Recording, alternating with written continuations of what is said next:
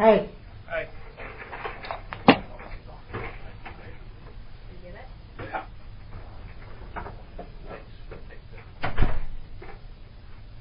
Can you turn the recorder off and put it down? Do I have to? Yep, you're inside FBI space. Okay. Oh, hang on. Let me turn this on so I can actually hear you.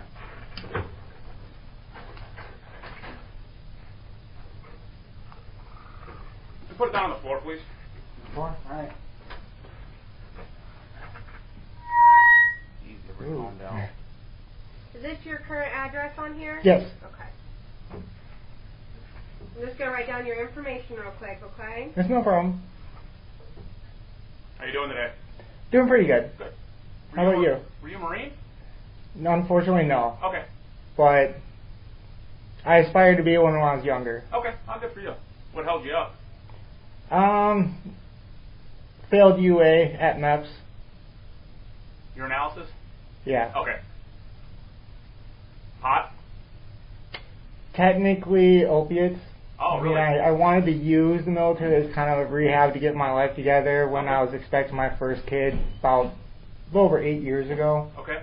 God had different plans, I guess. Sure. How's it worked out since then? Complicated. Complicated? Okay. I wouldn't be in here if my life wasn't more complicated. People come in here for various reasons, right? Sometimes it's, they just need somebody to talk to, and sometimes, it might be something legitimate. So we're here to listen. What you got? Well, how aware are you guys of my case? Not very. Not very? I didn't know that there was a case, actually. And before you get started, can I have an updated phone number for you? 262-719-5122. And I just want to start off by saying, I respect you guys, law enforcement, military, more than it seems. I know it may not seem like that. Sure. We all make mistakes in life, okay? Did something I'm not proud of in the past. Got convicted for assault of a serviceman on account of their service for shooting an empty paintball gun at 2 Army reservists after 2 trips to D.C. In D.C., I had my constitutional rights violated. Technically, first it was they suppressed my freedom of speech with an FD-12, involuntary confinement for a mental evaluation, because I told the National Guard that I might do something crazy stupid on March 3rd, 2021, but I wasn't really going to do anything but have a conversation. But I was curious if we lived in a Minority Report type society. And I didn't elaborate to the Capitol Federal Police, and kind of make comments like I felt like God compelled me to go there to have that conversation. Okay. So they did what I kind of understood and somewhat expected. When I was in the hospital under the FD-12, they issued a search warrant on my hotel room. Okay. That's not surprising. They flipped the hotel room where on the search warrant it said no items taken, but my car keys were in there. And, it doesn't surprise me that they just kind of helped themselves in my car and looked in it, which wouldn't have bothered me. But when I got back to my car, the door was ajar, the battery was dead, and I had items stolen out of my car. A digital trunk scanner, roof antenna, ham radio, empty pistol case, and 2 ballistic plates. None of those things are illegal as a citizen to own, but I understand the implication. Right? It makes me look suspect, but kind of on purpose. So after that, I was in D.C. a couple days, early March, and I made a friend of a D.C. cop. He gave me his card and everything. After finding out my stuff was gone, I called him. He made a call for me, and then I was able to pick my stuff up. So I got, a piece of paper that said, hey, we returned your items and everything like that. To me, clear violation of my Fourth Amendment right, illegal search and seizure. and it's a little hard to hold the government accountable, and I made the mistake of coming home and picking up an empty paintball gun to express myself. Should not have done that. I understand that. I know that. I went to prison for it, and I did my time. I'm trying to redeem myself in the eyes of my heroes, because anyone who's taken that oath to defend the Constitution and wears that uniform, I truly view as a hero. Okay. So recently, my local recruiter station over in Brookfield, are you familiar with it? With recruiter for what? Well, I mean, technically all 4 branches are there. So it's a military recruitment? Yes. Okay. Yes. I went there just, have a friendly conversation, try to explain myself a little bit. Explain your case? Well, explain what led up to the paintball incident. Okay. Because it's not like I just did it out of nowhere. It was wrong of me to do. But, it resulted in several news stories about me that spin the story as bad as they can, because that's what news organizations do to get the clicks and whatnot. Understandable. But in one of the key reasons why the FBI showed up to my door, SWAT team style, and hauled me away on a detention hearing warrant, was apparently in clothing exchange when I was first arrested, because I was booked and released on a bond. Okay. Misdemeanor charges from the state, which were dropped because feds picked it up and state dropped that. But in the clothing exchange, allegedly I made the comment that when I got out I was going to commit mass casualty. I never said that. Never would. Right? That's not in me. But that part everyone focused on. The media and everything, and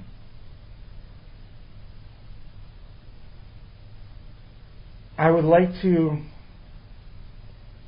try to figure out where that lie came about, because obviously the federal government, who wrote the judge as reasoning for granting that warrant, is a key part of it, of why I was detained. I spent just roughly under a year in prison. Vast majority of it was done in county. Currently I'm on federal probation. That's up in March though. But I went to the recruiter station a couple of times, and someone named Brad from the FBI, contacted them and whatnot, and pretty much told them to kick me out, not have any kind of communication with me. Okay. Which is interfering with me, it's interfering with my freedom of speech to try to explain myself, to redeem myself in the eyes of my heroes. Because last thing I want is for them to think I'm a domestic terrorist, because I'm not. I'm just a person who made a mistake. We all make mistakes. And most recently, I went there and, they locked all their doors before I even showed up, because I saw 2 servicemen that showed up at the same time as I did, go to the front door, push that buzzer, and they weren't let in. Which tells me someone from the FBI, most likely tipped them off that I was on my way there. That's the only reason why. So I went up, and at that point, I had this book that's worthless, but I'm collecting signatures of my heroes while also, shaking their hands and thanking them for their service. Okay. I got one female Army recruiter's signature, got one Navy guy's signature, one Marine guy's signature, with the Air Force. I didn't check them off my box quite yet. Okay. So I went back, I just wanted to do that, Are you visiting the same recruitment station each time? Well, it's 4 different doors, but they're all right next to each other. Okay. They didn't answer their door and whatever, so I went and grabbed a megaphone out of my car, and I went and sat on a bench across from their office. I did not use the megaphone. I just sat down and started reading my Bible. kind of a silent protest, so to speak. They, well, the cops were called on me, and I essentially got trespassed. Asked not to return, I would be arrested. If someone tells me that, I'm going to respect it. Personally, I don't agree with it because they swore an oath to defend my First Amendment right, Constitution, and in my eyes, they're not only not respecting it, not defending it, they're subverting it. That saddens me that, they do that. But it's not that. Can you tell us what are you looking for from us today? I kind of want to know if I go to other recruiting stations just to thank people for their service, shake their hands, if that's going to be an issue with the FBI. Now, I know you two personally don't have much insight, but maybe you know Brad, maybe you don't. All right, I know he's contacted my PO. Give you a little water cooler talk. I don't know, but I'm not trying to cause problems. So have you thought about, since you're trying to enter in what is essentially it's private property in some respects, right? That's why it's the whole trespass thing, right? Well, I mean, I understand, inside the office. Yeah, hold on, I'm going somewhere with this. Okay. So clearly the Brookfield Police Department's got an issue because they know who you are, the recruitment center. Have you thought about writing them a letter and kind of saying, like, hey, lay out your case, write out, because if they're not going to be necessarily willing to listen to you because for whatever reason, have you thought about just getting some really nice cardstock, nice envelope? I don't know how good your penmanship is. Maybe you got good penmanship, or type it out, or you can pay somebody and they'll handwrite it out for you with great handwriting, and just write a nice letter, kind of, like you said, like kind of confessing what you did, and trying to make a tone for that. And that way and then you can send 4 certified copies. So it's going to get delivered. Somebody's going to take a look at it. Somebody's going to read it, and then be like, oh shit, he's just trying to atone for this. And that way, it's within your mind. You've reached each one of the service branches. You don't include the Coast Guard in there too. You can throw them in there, and at least you have that peace of mind that it's gotten to there and somebody's read this thing. And that way, it's also memorialized in your mind too, instead of always just trying to go there and talk to somebody. And to your point of trying to get signatures, maybe this is your way of getting that final signature and having something that, maybe somebody will put in a desk drawer and kind of remember that, or maybe you'll help them out. And you talk about God and their paths. Maybe that's your way of atoning, is to write that letter, and maybe that makes somebody's day, because this way you can kind of sit down, think about it. You're not going to be rushed because you're worried about the police. You're worried about Well, I'm not really worried about the police. No, I'm saying, but that way it's not rushed, right? It's something you can take your time with, spend some time thinking about what you really want to say, and then get it on a piece of paper and then mail it to them. I'm being dead serious about this. I'm not trying to be flippant about this. I'm serious as a heart attack. I understand. That might be an option for you. So that way you're also not battling, if you're there in person, given the history that you've had with interactions with each recruitment station, somebody is able to read what you're wanting to say without somebody getting worked up about any previous interactions that you've had. And maybe leave your contact information on there too. Maybe someone gives you a call back and says, hey, you come in, I'll get you a signature. I doubt they would call me back, but I will explore that option. No, until you try. Yeah, I understand that. The few times I went in there, and I've been really kind and respectful. I learned a long time ago, if you show someone respect, it's typically what you get in return. Mm-hmm. I'm not trying to scare people, but it seems like my mere presence puts them off, makes them uneasy.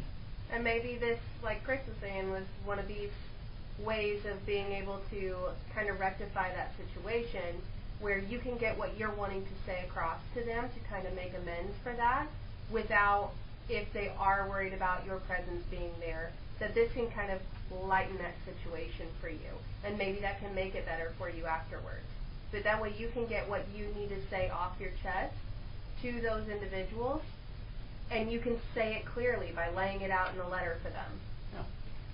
And I'm assuming you guys have no control over, the Freedom of Information Act, office in Virginia. No, we don't. Recently I mailed out, a request for my personal file and whatnot. I have yet to hear back from them. It's been a couple weeks. I know that there's a legal time limit on that. I'm not asking you guys to look into it because it's on me. Okay, unfortunately, we wouldn't have any We control over I- it. we got nothing. I understand that. I'm That's a all very under understanding PC. person. So it sounds like ultimately you're just kind of wanting to make amends for things that have happened. Yes. And if you want to apologize, Yes. I mean, I'm going to go back to the letter. I'm serious as a heart attack. Go back to the letter. Start with "I'm sorry," and then go from there. I'm serious as a heart attack. Go that way. You can have some. Hopefully, that will bring you some closure, because it sounds like you keep trying to go back there and you're hitting these roadblocks, right? Well, then have the ultimate closure. Know that they're going to get the letter. Send it certified mail, nice envelope, nice stamp, and send it to each one of those 4 stations. And you'll get to be able to lay out everything you're wanting to say. You're not getting cut off by police getting called or any kind of misconceptions as to why you're there. or being asked to leave, You're getting to lay out everything that you're wanting to say to them in your letter. Yep. I would start there and see if that, helps give you kind of some peace in yourself, and, they're getting to be able to hear your side of the story and your apology, and you can move on after that. What about the little bit of lies that seem to be coming from the FBI about me? So unfortunately with that, I don't know a Brad. It sounds like from what you're saying, it was based off a statement that they believe you said, and... Well, it's not just that. Recently in the recruiter station, the first time I went in there, I know recruiting's, it's down. I always wanted to be, in the military. So one of the recruiters asked for me to step outside with him to talk with me, because I guess there's a loophole that, he said I could contact my federal judge. If my federal judge signs off on it, I'd be able to enlist. I know that's not a reality at this point. But just the mere fact that he asked me to step out because there was another civilian in the office, that's okay. But then my PO got contacted by Brad, who said that I asked him to step outside because I didn't want people inside to hear what I was saying. And you see how you twist the truth like that a little bit, how it can just make me look bad? Well, and maybe that's what the recruiter told them. And see, that's what I tried, kind of clarifying with the recruiter, but And maybe just the streams he won't respond. And maybe just the streams got crossed. It happens. I know. I don't want to put blame on anyone I without agree. knowing. It could very well be, kind of like the game of telephone. Yeah, and it's going through so many people. I don't like the game before of you telephone. get I'm very things, familiar with it. Right. That's also something where you can do your part by backing up any communications to where you're validating that you did the right thing, staying in contact with your PO, telling him what's happened, telling him what you're up to, staying on that good behavior. That helps validate anything that you're doing well. If he's hearing anything negative, he can come to you and say, well, you seem like you're doing all the right things. So it's going to help back up your side of the story, too. The more you're in contact with him, staying on what you're supposed to be doing, based on what your parole is lined out for, all those things are going to help kind of correct any of those, so to say, lies that are coming out or misconceptions that are happening about you. So those are all ways that you can back up yourself. Because obviously, if we're having a game of telephone and stories are getting put through people, that can happen with anyone. Stories can get changed. People can misunderstand, misinterpret things. But that's where you can help yourself in that situation. That's what I'm trying to do. It's one of the reasons why I come in here, kind of just trying to gain understanding and possibly give understanding. Do you feel like you've accomplished that today? You've given me, ideas and options Okay. to, Good. I'm glad to hear express. that. And hopefully that's a positive step forward for you. Every step forward is positive in my mind. It's just, Good. you learn from your past, but don't let it define you. There you go. Absolutely. Well, hopefully this gives